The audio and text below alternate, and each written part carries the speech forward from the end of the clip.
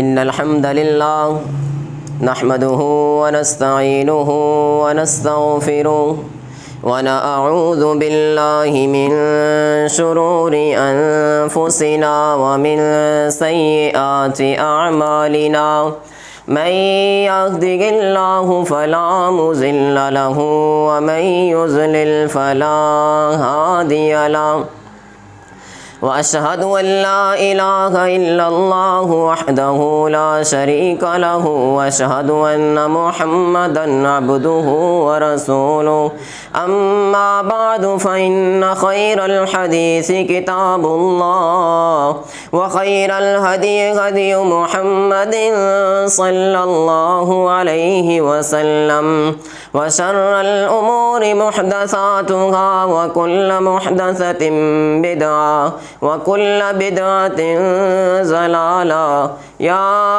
أيها الذين آمنوا اتقوا الله حق تقاته ولا تموتن إلا وأنتم مسلمون اللهم صل على محمد وعلى آل محمد كما صليت على إبراهيم وعلى آل إبراهيم إنك حميد مجيد اللهم بارك على محمد وعلى آل محمد كما باركت على إبراهيم وعلى آل إبراهيم إنك حميد مجيد أما بعد فأعوذ بالله من الشيطان الرجيم بسم الله الرحمن الرحيم رضي الله عنهم ورضوا عنه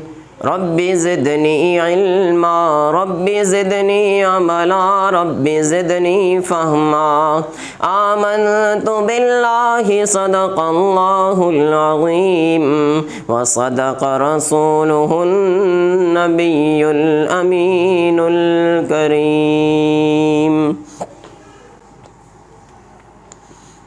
ہر قسم کی حمد و ثنا اس اللہ وحدہ لا شریک کی ذات اقدس کے لیے، جس نے تمام انسانیت کو خلق کیا۔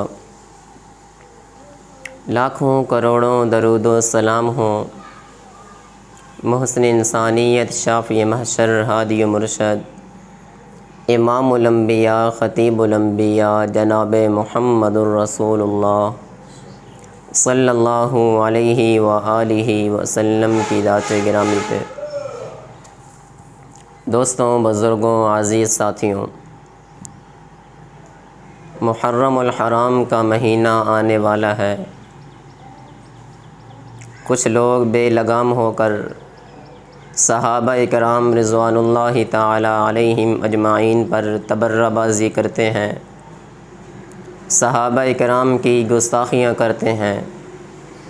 تو ایک مومن خطیب واعظ کا یہ فرض اور حق ہے کہ وہ صحابہ کرام کی شان کو اجاگر کرے، عوام الناس میں صحابہ کرام کی شان کے واقعات، ان کی سیرت، صورت، ان کی عظمت کے واقعات بیان کرے، تاکہ جو بے لگام لوگ صحابہ کرام کی گستاخیوں کی ویڈیوز لوگوں کے دلوں میں پیوست کر رہی ہیں وہ غالب نہ آئیں، اور لوگ صحابہ کرام سے محبت کو اپنے ایمان کا جز سمجھیں۔ تو بیان کیا جاتا ہے کہ یکم محرم الحرام کو حضرت عمر بن خطاب رضی اللہ تعالی عنہ کی شہادت ہوتی ہے۔ ہم اسی حوالے سے سیرت عمر رضی اللہ تعالی عنہ کے چند پہلو مختصر وقت کے اندر سمجھنے کی کوشش کریں گے۔ سب سے پہلی بات کہ یہ جو بات ہے کہ حضرت عمر رضی اللہ تعالی عنہ کی شہادت یکم محرم الحرام کو ہوتی ہے، اس روایت میں کلام ہے۔ حضرت عمر رضی اللہ تعالی عنہ کی شہادت کی تاریخ معلوم نہیں ہے، کسی بھی روایت کے اندر نہیں آتی۔ جو روایات ہیں وہ ضعیف ہیں، ان کے اندر کلام واقع ہے، ان کی سند صحیح نہیں بلکہ ضعیف سند ہے۔ تو حضرت عمر رضی اللہ تعالی عنہ کی شہادت کی تاریخ یہ معلوم نہیں ہے، لیکن حضرت عمر رضی اللہ تعالی عنہ کی شہادت ہوئی ہے۔ عام موت نہیں ہوئی بلکہ حضرت عمر جام شہادت نوش فرمائے ہیں۔ سیرت عمر رضی اللہ تعالی عنہ کا باب، چیپٹر، عنوان یہ بہت وسیع ہے، بہت زیادہ وسیع ہے، کئی خطبات اس میں لگ سکتے ہیں۔ حضرت عمر رضی اللہ تعالی عنہ کی سیرت کے الگ واقعات، صورت کے الگ واقعات، حضرت عمر کی شجاع بہادری کے الگ واقعات، حضرت عمر کی عاجزی کے، خوف خدا کے، حضرت عمر رضی اللہ تعالی عنہ کی جو حکمرانی تھی 22 لاکھ مربع میل پہ حضرت عمر حکمرانی کرتے ہیں، یہ تمام جو واقعات تفصیلات سے اگر بیان کیے جائیں تو جمعات کئی لگ سکتے ہیں، لیکن مختصر وقت کے اندر سیرت کے مختلف پہلوؤں کو ٹچ کرتے ہوئے آج ہم انشاءاللہ حضرت عمر رضی اللہ تعالی عنہ کی سیرت کے اوپر گفتگو کریں گے۔ حضرات گرامی قدر، حضرت عمر رضی اللہ تعالی عنہ شہید ہیں۔ دلیل نبی علیہ السلام، حضرت ابو بکر صدیق، حضرت عمر فاروق، حضرت عثمان غنی رضی اللہ عنہم اجمعین احد پہاڑ پہ موجود ہیں۔ رسول اللہ صلی اللہ علیہ وسلم جب احد پہاڑ پہ جلوہ افروز ہوتے ہیں اپنے یہ 3 صحابہ کے ساتھ، احد پہاڑ خوشی کی وجہ سے کانپنے لگا، اتنا بڑا احد پہاڑ بھی حرکت میں آ جاتا ہے۔ رسول اللہ صلی اللہ علیہ وسلم اپنا قدم اس پہ مار کے کہتے ہیں اسکت یا احد، اے احد تھم جا، ٹھہر جا، تجھے معلوم نہیں کہ تیرے اوپر ایک نبی، ایک صدیق اور 2 شہید کھڑے ہیں؟ تیرے اوپر ایک نبی، ایک صدیق اور 2 شہید کھڑے ہیں۔ نبی تو رسول اللہ صلی اللہ علیہ وسلم خود ہیں، صدیق حضرت ابو بکر ہیں، وہ 2 شہید کون ہیں؟ 2 ہی تو صحابہ تھے، ایک حضرت عمر تھے، ایک حضرت عثمان تھے۔ تو اس حدیث سے معلوم ہوا کہ حضرت عمر رضی اللہ تعالی عنہ شہید ہوں گے۔ حضرت عمر رضی اللہ تعالی عنہ کی شہادت کی خبر میرے پیغمبر اپنی زبان سے ادا کر رہے ہیں، زبان سے ہمیں بتلا رہے ہیں کہ حضرت عمر رضی اللہ تعالی عنہ شہید ہوں گے۔ دوسرے نمبر پر اس روح زمین پر حضرت ابو بکر رضی اللہ تعالی عنہ تمام انبیاء کے بعد سب سے افضل ترین اگر کوئی شخصیت ہے تو وہ صدیق اکبر ہے رضی اللہ تعالی عنہ۔ اس پر پوری امت کا اجماع ہے۔ صدیق کے بعد اگر اس روح زمین پر کوئی افضل ترین شخصیت ہے جس کی سیرت، صورت، مقام، شان سب سے زیادہ ہے تو وہ حضرت عمر فاروق ہے رضی اللہ تعالی عنہ، حضرت عمر فاروق رضی اللہ تعالی عنہ۔ تیسرے نمبر پہ غور کیجئے، حضرت عمر رضی اللہ تعالی عنہ کے اسلام کے قبول کے حوالے سے مشہور واقعات بیان کیے جاتے ہیں، لیکن ان کے اندر بھی ان کی سند کے اندر ضعف موجود ہے۔ وہ مشہور مختصر اس طرح سے ہے، حضرت عمر رضی اللہ عنہ نبی علیہ السلام کے قتل کے غرض سے اپنے گھر سے نکلتے ہیں، تلوار اٹھا کے نکلتے ہیں، راستے میں ایک شخص ملتا ہے، کہا عمر کدھر جا رہے ہو؟ عمر کہنے لگے آج رسول اللہ کے پاس جا رہا ہوں ان کو قتل کرنے کے لیے، نعوذ باللہ من ذالک۔ وہ کہنے لگا پہلے اپنے گھر کی خبر تو لاؤ۔ گھر آتے ہیں، ان کی بہن جو ہے سورہ طٰہٰ کی تلاوت کر رہی تھی، آیات سنتے ہیں، ایمان اندر اجاگر کرتے ہیں، پھر رسول اللہ کے پاس جا کر اسلام قبول کر لیتے ہیں۔ یہ مشہور واقعہ ہے، بہت بڑھا چڑھا کر اس کو بیان کیا جاتا ہے، اپنی بہن کو مارنے لگ جاتے ہیں، اپنے بہنوئی کو مارنے لگ جاتے ہیں۔ یہ ضعیف واقعہ ہے، اس کی سند ضعیف ہے۔ جو صحیح روایت ہے وہ کون سی ہے؟ اس کے راوی حضرت عمر بن خطاب رضی اللہ تعالی عنہ خود ہیں۔ حضرت عمر اس کے خود راوی ہیں۔ جو صحیح واقعہ ہے وہ یہ ہے کہ حضرت عمر رضی اللہ تعالی عنہ اس حدیث کے راوی ہیں کہ رسول اللہ صلی اللہ علیہ وسلم نے اپنے ہاتھ اٹھائے اور اللہ سے دعا کی، اے اللہ اسلام کو عزت عطا فرما دے، اسلام کو تقویت عطا فرما دے 2 بندوں کے ذریعے۔ کتنے بندوں کے ذریعے؟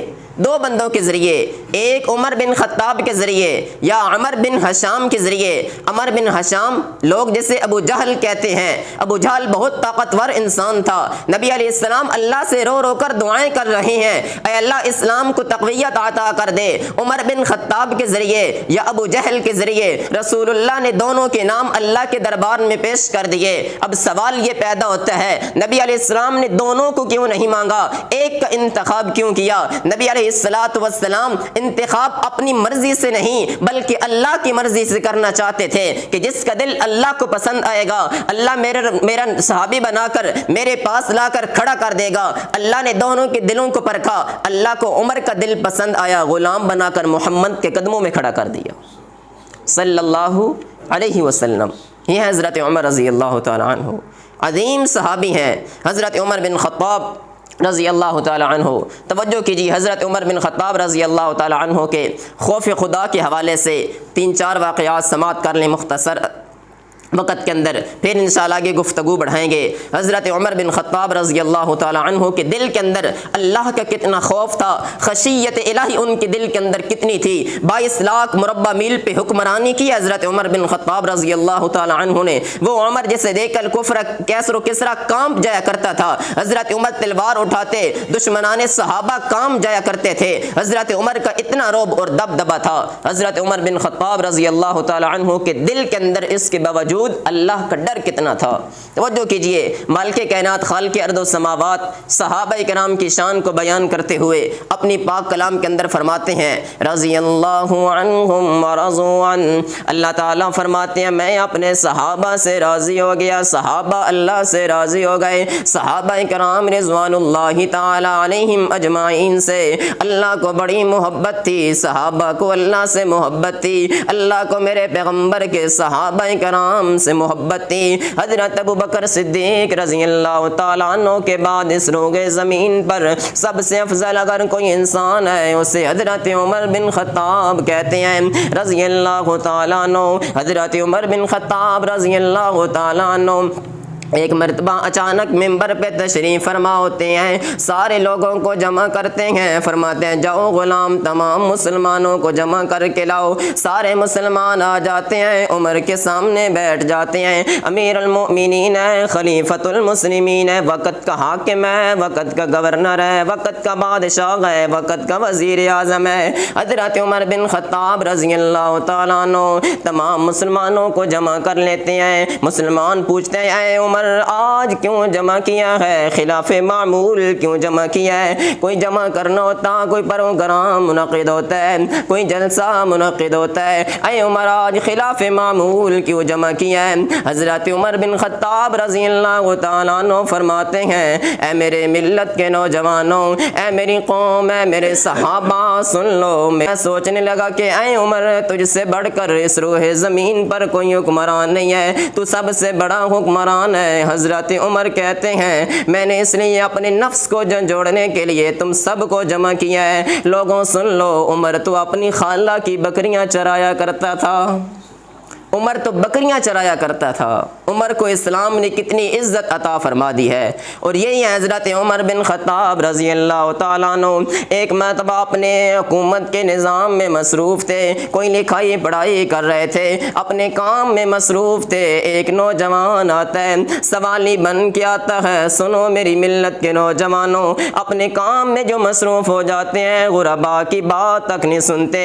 ایک داد رسی کرنے والا ایک مسلمان آتا ہے، ایک نوجوان آتا ہے، ضرورت مند آتا ہے، حاجت مند آتا ہے، کہتا ہے میں نے حضرت عمر بن خطاب رضی اللہ تعالیٰ عنہ سے ملنا ہے، خلیفۃ المسلمین سے ملنا ہے، امیر المومنین سے ملنا ہے۔ حضرت عمر کو خبر ہوتی ہے، عمر غصے میں آ کے کہتے ہیں میں نے وقت تو مقرر کیا ہوا ہے تمہارے ساتھ بات کرنے کے لیے، ہر وقت میرے پاس کیوں آ جاتے ہو؟ میں کام میں مصروف ہوں۔ نوجوان کا چہرہ متغیر ہو جاتا ہے، ڈر جاتا ہے، سہم جاتا ہے، نوجوان ڈر کی وجہ سے پریشان ہو کر واپس چلا جاتا ہے۔ حضرت عمر بن خطاب رضی اللہ تعالیٰ عنہ کو اچانک خیال آتا ہے، حضرت عمر کہتے ہیں او عمر تو کیا کر بیٹھا، ایک حاجت مند کو تو نے پیچھے بھگا دیا، اے عمر تو نے ایک ضرورت مند کی بات کو نہیں سنا۔ حضرت عمر فرماتے ہیں میرے صحابہ جاؤ فوراً اس نوجوان کو واپس بلا کر کے لاؤ۔ صحابہ جاتے ہیں، اس نوجوان کو واپس بلا کے لاتے ہیں۔ حضرت عمر بن خطاب رضی اللہ تعالیٰ عنہ کے پاس جب نوجوان پہنچتا ہے، حضرت عمر دونوں ہاتھ باندھ کر بڑے باادب طریقے کے ساتھ کھڑے ہو جاتے ہیں۔ حضرت عمر فرماتے ہیں نوجوان عمر کو معاف کر دے۔ نوجوان کہتا ہے اے آقا میں آپ کو کیسے معاف کر سکتا ہوں، آپ اتنے بڑے بادشاہ ہیں، میری کیا جرت کہ آپ کو معاف کروں؟ حضرت عمر فرماتے ہیں نہیں نہیں نوجوان میں نے تیری بات نہیں سنی، اے نوجوان مجھے معاف کر دے۔ وہ نوجوان کہتا ہے اے عمر جی، اے امیر المومنین جی، میں نے آپ کو اللہ اور آپ کی رضا کے لیے معاف فرمایا۔ حضرت عمر کہتے ہیں نہیں نہیں عمر کی رضا کے لیے نہیں، صرف اللہ کی رضا کے لیے معاف کرو۔ وہ نوجوان نوجوان کہتا ہے اے عمر میں نے آپ کو اللہ کی رضا کے لیے معاف کیا۔ حضرت عمر اپنے سارے کام چھوڑ دیتے ہیں، اس نوجوان کے ساتھ چلتے ہیں، اس کا کام کرتے ہیں۔ کتنی دیر لگ جاتے ہیں کام کرتے کرتے، حضرت عمر کام کر کے واپس آتے ہیں۔ صحابہ سمجھتے ہیں عمر اپنے کام میں دوبارہ مصروف ہوں گے، لیکن حضرت عمر رضی اللہ تعالیٰ عنہ آتے ہیں، اچھی طرح وضو بناتے ہیں، نوافل ادا کرنا شروع کر دیتے ہیں۔ 2 نفلوں کے بعد بیٹھ جاتے ہیں، رو رو کر اللہ سے معافیاں مانگتے ہیں، اے اللہ عمر کو معاف کر دے، مجھ سے بہت بڑی غلطی ہو چکی ہے، میں ایک ضرورت مند کی حاجت کو نہیں پہنچ سکا، تاخیر ہو گئی ہے، اے اللہ عمر کو معاف کر دے۔ عمر پھر 2 نوافل ادا کرنا شروع کر دیتے ہیں، 2 نفل پڑھتے ہیں، پھر ہاتھ اٹھا لیتے ہیں، اے اللہ عمر کو معاف کر دے۔ یہ ہے حضرت عمر بن خطاب رضی اللہ تعالی عنہ۔ حضرت عمر رضی اللہ تعالی عنہ کے دل میں خوف الہی کتنا ہے، اللہ کا ڈر کتنا ہے۔ حضرت عمر بن خطاب رضی اللہ تعالی عنہ کے دل کے اندر 22 لاکھ مربع میل پہ حکمرانی کی ہے۔ ایک مرتبہ مدینے میں قحط پڑ جاتا ہے، قحط سالی پڑ جاتی ہے، لوگ بھوک کی وجہ سے مر رہے ہوتے ہیں، بلک رہے ہوتے ہیں، بچوں کی آنکھوں میں آنسو آ رہے ہوتے ہیں، بھوک کی وجہ سے نڈھال ہوتے ہیں۔ حضرت عمر کے پاس اعلیٰ معیار قسم کے تیل اور گھی آتے ہیں، کھانے کے لیے پیش کیے جاتے ہیں۔ حضرت عمر فرماتے ہیں لے جاؤ۔ اس وقت تک عمر ان گھیوں کو، ان اچھی اشیاء کو اپنے اوپر استعمال کرنا حرام سمجھتے ہیں، جب تک عمر کی رعایا اچھی چیزیں نہیں کھائے گی۔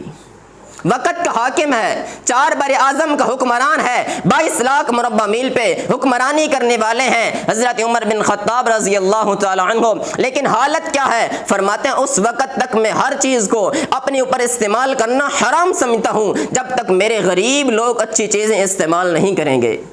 وہ خودداری جو عام گھی استعمال کر کے عمر کے دل معدہ خراب ہو جاتا ہے، گڑ گڑ کی آوازیں آتی ہیں۔ ایک صحابی کہتے ہیں حضرت عبد الرحمن بن عوف رضی اللہ تعالی عنہ، اے عمر یہ عام چیزیں کھا کھا کے آپ کی طبیعت ناساز ہو چکی ہے، مجھے خدشہ ہے اسی حالت میں کہیں آپ اللہ کے پاس نہ چلے جائیں۔ حضرت عبد الرحمن بن عوف کی آنکھوں میں آنسو آ جاتے ہیں، بازار کی طرف دوڑنے لگتے ہیں، اے عمر مجھے ڈر لگتا ہے کہیں تو اللہ کے پاس نہ چلا جائے، یہ اشیاء کھاتے کھاتے، یہ خوراک کھاتے کھاتے تیری روح نہ پرواز ہو جائے، اور تجھ سے بہتر انسان اس روح زمین پر کوئی نہیں ہے۔ حضرت عمر کا وہی جواب ہے، اے عبد الرحمن بن عوف اس وقت تک عمر ان اشیاء کو اپنے اوپر حرام سمجھتا ہے جب تک مدینے سے قحط ختم نہیں ہوتا۔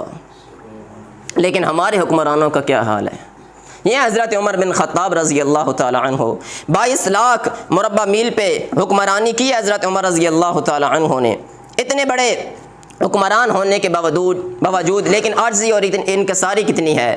حضرت عمر رضی اللہ عنہ جب خلیفۃ المسلمین بنتے ہیں، امیر المؤمنین بنتے ہیں، حضرت یہ بات بڑی سننے والی ہے، حضرت عمر رضی اللہ عنہ کی تجارت تھی، بہت بڑے تاجر ہیں، لیکن جیسے امیر المؤمنین بنتے ہیں اپنا کام چھوڑ دیتے ہیں، تجارت چھوڑ دیتے ہیں۔ کس لیے تجارت چھوڑی؟ تجارت کر سکتے تھے، تجارت چھوڑتے اس لیے ہیں کہ میری دکان کو چمک نہ جائے، کہیں لوگ اس لیے میرے پاس نہ آئیں کہ یہ وقت کا خلیفہ ہے، وقت کا بادشاہ ہے، ہم اس کی دکان پہ نہ آئے، نہ جانے اپنے ذہن میں کیا تصورات لے کر آئیں گے۔ ہم امیر المؤمنین کی دکان پہ جاتے ہیں، میری دکان پہ رش لگا رہے گا، دوسرے لوگوں کی دکانوں پہ کوئی نہیں جائیں گے، اس وجہ سے حضرت عمر نے تجارت چھوڑ دی۔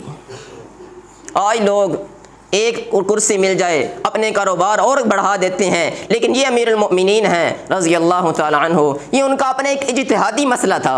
وہ جتنے حکمران بناتے سب کو یہ پیغام بھیجتے کہ جب جو حکمران ہے وہ تجارت نہیں کر سکتا۔ یہ حضرت عمر رضی اللہ تعالی عنہ کا اپنا ایک اجتہاد تھا۔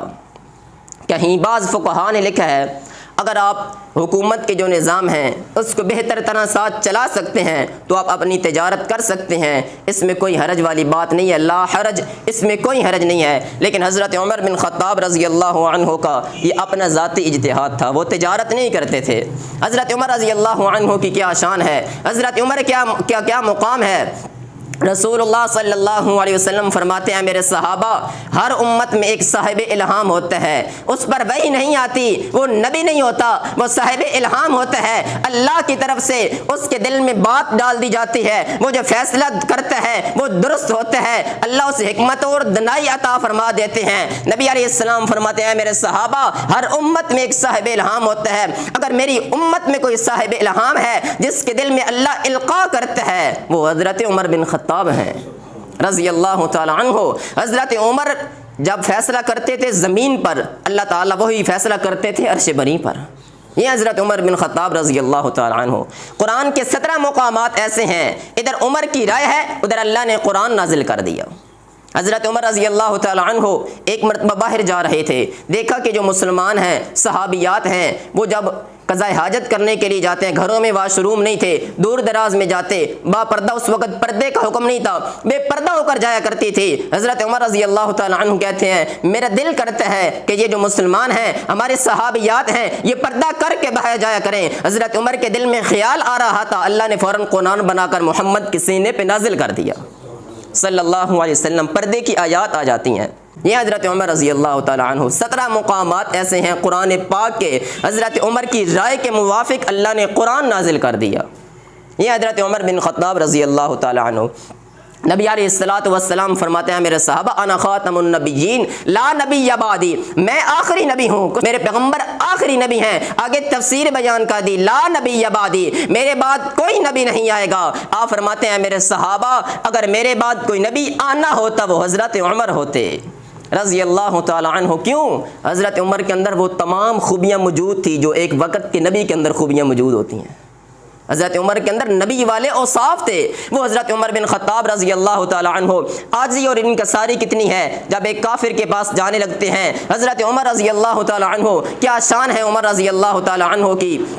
وہ کافر ہیں، بات بڑی سنی والی، توجہ کے ساتھ سنیں۔ جب کافر ہیں، ان کا جو غیر مسلموں کا بادشاہ ہے، وقت کا بادشاہ، وہ سامنے آ جاتا ہے، وہ غور کرتے ہیں کہ مسلمانوں کے بادشاہ کو بھیجیں۔ وہ کہتے ہیں ہم قلعہ کی جو چابیاں ہیں وہ تمہیں دے دیں گے، بغیر جنگ کے قلعہ تمہارے نام کر دیں گے، اس کی جو ملکیت ہے وہ تمہارے نام کر دیں گے۔ حضرت عمر رضی اللہ تعالی عنہ کو بتائے بغیر ایک صحابی نے ایک نوجوان کو بھیجا، جاؤ ہمارا خلیفۃ المسلمین تم ہی ہو۔ جب وہ نوجوان جاتا ہے، وہ جو غیر مسلم بادشاہ کہتا ہے، وہ کہتا ہے چلے جاؤ، اس کو واپس لے کر چلے جاؤ، یہ مسلمانوں کا بادشاہ نہیں ہے۔ وہ کہتے ہیں تمہیں کیسے پتہ چلا؟ کہتے ہیں وقت آنے پہ بتاؤں گا مسلمانوں کا خلیفہ کون ہے۔ پھر حضرت عمر رضی اللہ تعالی عنہ خود چلتے ہیں، سواری پہ سوار ہوتے ہیں، ایک غلام کو ساتھ لیتے ہیں، غلام کو کہتے ہیں سواری پہ سوار ہو جا۔ حضرت عمر خود سواری کی لگام پکڑ لیتے ہیں، وہ کہتے ہیں آقا آپ 22 لاکھ مربع میل کے حکمران ہیں، میں ادنا سا غلام ہوں، میں کیسے سواری پہ سوار ہوں اور آپ لگام پکڑ کر چلیں۔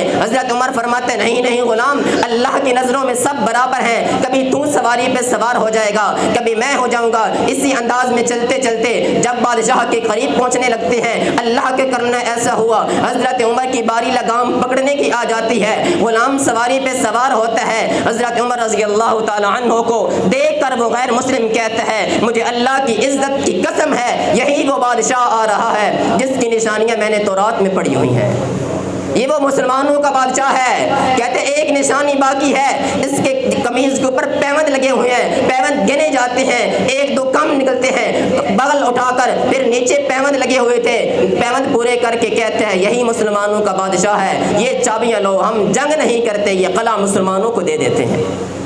یہ حضرت عمر رضی اللہ تعالی عنہ ہے۔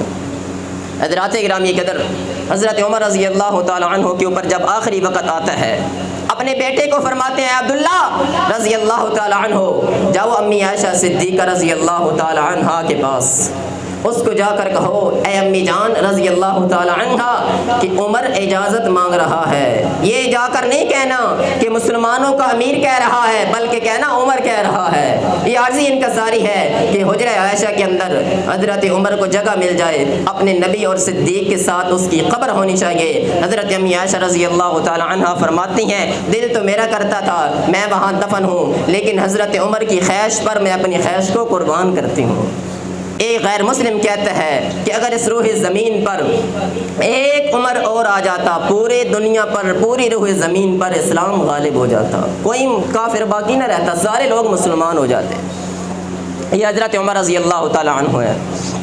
حضرت عمر رضی اللہ تعالی عنہ کی شان کے حوالے سے کسی کہنے والے نے بڑے پیارے اشعار کہے ہیں، آپ باذوق ہو کر ان اشعار کو سنیں اور اپنی تقریر کا اختتام کرتا ہوں۔ ایک کہنے والا کہتا ہے کہ حضرت عمر رضی اللہ تعالی عنہ جب نبی صلی اللہ علیہ وسلم کے پاس اسلام لانے کی غرض سے آ رہے تھے تو لکھنے والے نے لکھا کہ تمہیں یاروں مبارک ہو عمر ابن خطاب آیا، عمر ابن خطاب آیا، تمہیں یاروں مبارک ہو عمر ابن خطاب آیا، عمر ابن خطاب آیا، خدا سے میں نے مانگا تھا دعاؤں کا جواب آیا، شجاعوں کا شجاع، شجاعت نے سلامی دی، شجاعت نے سلامی دی،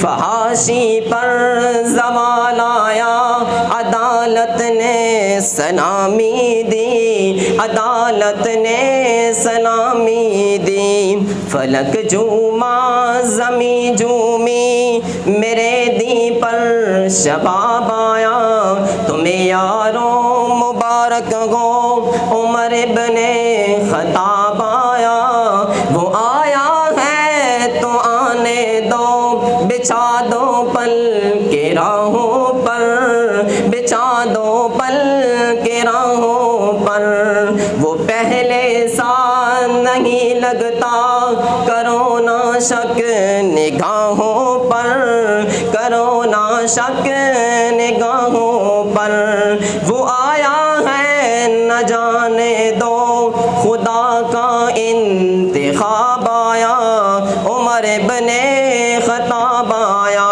رضی اللہ تعالیٰ عنہ۔ حضرت عمر مسلمان ہوتے ہیں، کہتے ہیں یا رسول اللہ صلی اللہ علیہ وسلم، عمر اسلام لا چکا ہے، یہ کعبۃ اللہ ہے، اے اللہ کے رسول کیا ہماری نماز یہاں نہیں ہوتی؟ میرا دل کرتا ہے کہ مسلمان یہاں کعبۃ اللہ میں اکٹھے ہو کر کے نماز پڑھیں۔ حضرت عمر کہتے ہیں، حضرت رسول اللہ فرماتے ہیں، اے عمر یہ تیرے جو سردار ہیں، یہ جو کافر ہیں، یہ ہمیں بیت اللہ میں نماز نہیں پڑھنے دیتے۔ تو حضرت عمر کیا کہتے ہیں، میرے اسلام لانے سے کیوں چپ کر عبادت ہو، میرے اسلام لانے سے کیوں چپ کر عبادت ہو، پڑھیں گے آج کعبہ میں وہ روکے جس کی طاقت ہو، اڑا دوں گا میں سر اس کا کفر کا جو نواب آیا، تمہیں یاروں مبارک ہو عمر ابن خطاب آیا رضی اللہ تعالیٰ عنہ، رضی اللہ تعالیٰ عنہ۔ پیغمبر صلی اللہ علیہ وسلم بھی تشریف لاتے ہیں، دار ارقم سے نکلتے ہیں، مسلمان نکلتے ہیں، ایک طرف حضرت حمزہ رضی اللہ تعالیٰ عنہ ہے، ایک طرف حضرت عمر بن خطاب رضی اللہ تعالیٰ عنہ ہے۔ پیغمبر کو درمیان میں پروٹوکول کے ساتھ لے کر یہ صحابہ جا رہے ہیں، نبی علیہ الصلوۃ والسلام پروٹوکول میں ہیں، یہ باڈی گارڈ آگے پیچھے ہیں، میرے پیغمبر کے دائیں بائیں ہیں۔ حضرت عمر فرماتے آ جاؤ کافروں آ جاؤ، اگر آج جو اپنی بیوی کو بیوہ کروانا چاہتا ہے، بچوں کو یتیم کروانا چاہتا ہے، جس کو اپنی جان پیاری نہیں ہے، آ جائے عمر کے سامنے آ جائے، آج عمر تلوار سے اس کا سر اڑا دے گا۔ یہ بات بھی یاد رکھ لیں، جب عمر کافر تھے، جب عمر کافر تھے، جب عمر کافر تھے، مسلمان پھر بھی ڈرتے تھے، مسلمان عمر سے پھر ڈرتے تھے، لیکن جب عمر مسلمان ہو چکے پھر سارے کافر عمر سے ڈرتے تھے۔ یہ حضرت عمر رضی اللہ تعالیٰ عنہ کی شان ہے۔ میرے پیغمبر مسکرا رہے تھے، حضرت عمر آتے ہیں، میرے پیغمبر مسکرا رہے تھے، حضرت عمر کہتے ہیں یا رسول اللہ، اللہ آپ کو ہمیشہ مسکراتا رہے، کہ مسکرا کیوں رہے ہیں؟ نبی علیہ السلام فرماتے ہیں عمر میرے اوپر جبریل آئے ہیں اور اللہ کے حکم کے ذریعے، اللہ کی وحی کے ذریعے مجھے یہ بتلا دیا ہے، اے عمر تجھے دیکھ کر شیطان بھی بھاگ جاتا ہے، اے عمر جس راستے سے تو آ رہا ہوتا ہے تجھے دیکھ کر شیطان بھی بھاگ جاتا ہے۔ یہ حضرت عمر کی شان ہے، یہ حضرت عمر کا مقام ہے۔ حضرات یہ چند احادیث تھی جو واقعات کی صورت میں نے آپ کے سامنے رکھ دی ہے۔ اس ساری تقریر کا خلاصہ یہ ہے کہ حضرت عمر رضی اللہ تعالیٰ عنہ کی سیرت کو پڑھ کر سمجھ کر ہمیں اس کے مطابق اپنی زندگی گزارنی چاہیے، اور بے لگام لوگ جو صحابہ کرام رضوان اللہ تعالیٰ علیہم اجمعین کی گستاخیاں کر رہے ہیں، ہمیں ان کی باتوں میں نہیں آنا چاہیے، بلکہ محرم الحرام کے اندر زیادہ سے زیادہ جو علماء کرام ہیں ان کے بیانات سنیں، صحابہ کرام رضوان اللہ تعالی علیہم اجمعین کی محبت کو اپنے دل کے اندر بٹھا لیں۔ اللہ کی قسم اگر ایک صحابی کا بغض بھی دل کے اندر ہوا وہ بندہ جنت میں نہیں جا سکتا، جتنی مرضی عبادات کرتا رہے، جتنے مرضی نیک اعمال کرتا رہے، لیکن اگر ایک صحابی کی ایمان کے بارے میں شک دل کے اندر آیا وہ بندہ دائرہ اسلام سے نکل کر دائرہ کفر کے اندر چلا جاتا ہے۔ دلیل قرآن کے اندر ہے، جو خطبہ جمعہ کے اندر اندر تلاوت کی ہے، رضی اللہ عنہم ورضوا عنہ، اللہ ان سے راضی ہو گیا، وہ اللہ سے راضی ہیں، وہ جنتی شخصیات ہیں۔ وہ بھلا جنتی شخصیات کے بارے میں کمپرومائز کیا جا سکتا ہے؟ ایک بندہ جنتی ہے، بندہ کہ نہیں وہ جنتی نہیں ہے، اللہ فرما دے کہ جنتی ہے، آج کا اٹھ کر کے کیا ہے وہ جنتی نہیں ہے، وہ بے ایمان تھا، استغفر اللہ معاذ اللہ نہیں۔ صحابہ کرام کی محبت اپنے دلوں کے اندر پیوست کر لیں، اگر جنت میں جانا چاہتے ہیں صحابہ کرام سے محبت یقینی ہے، جو صحابہ سے محبت کرتا ہے وہ مومن ہے، جو صحابہ سے بغض کرتا ہے وہ منافق ہے اور کافر بے ایمان ہے۔ تو میں اللہ تعالیٰ سے دعا کرتا ہوں کہ اللہ تعالیٰ ہمارے دلوں کے اندر صحابہ کرام رضوان اللہ تعالیٰ علیہم اجمعین کی محبت کو پیدا فرما دے، اور قیامت کے روز ہمارا حشر بھی صحابہ کرام رضوان اللہ تعالیٰ علیہم اجمعین کے ساتھ کرے۔ وما توفیقی الا باللہ۔